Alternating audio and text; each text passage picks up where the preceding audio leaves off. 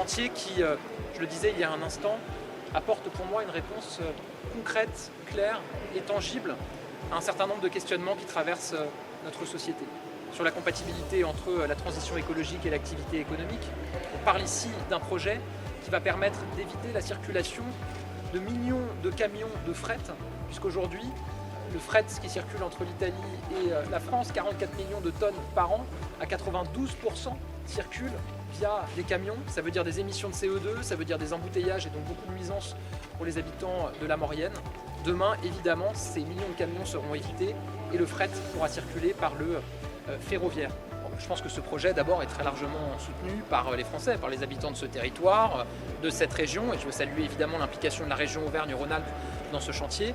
Il est soutenu par ailleurs, je le crois très profondément, par tous les écologistes convaincus. Mais évidemment, il est très soutenu par le gouvernement, qui à chaque étape de ce projet, et je dirais même les gouvernements, puisque ça fait maintenant plusieurs décennies que des majorités politiques différentes se sont succédées, et je crois toujours su accompagner ce projet avec un grand sens de l'intérêt général. C'est un honneur pour une commune comme la nôtre, vous vous rendez compte, recevoir le Premier ministre. Certes, on a un des plus grands chantiers, des plus grands tunnels ferroviaires au monde, mais enfin, le Premier ministre est là pour nous réconforter.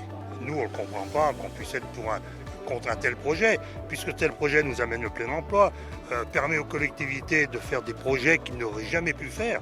Il faut savoir qu'on avait un centre-bourg qui était désuet et ce projet, moi, dans mon village, pour Saint-Julien-Mondony, nous permet de la réhabilitation de notre centre-bourg.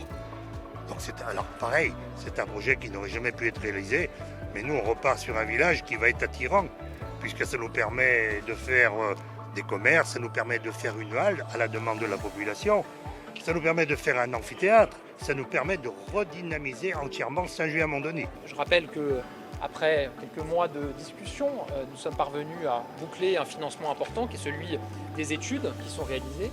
Et maintenant, on va avancer. Moi, je regarde toujours de l'avant. Et vous savez, je pense qu'il y a de nombreuses étapes depuis 25 ans que ce projet a été lancé.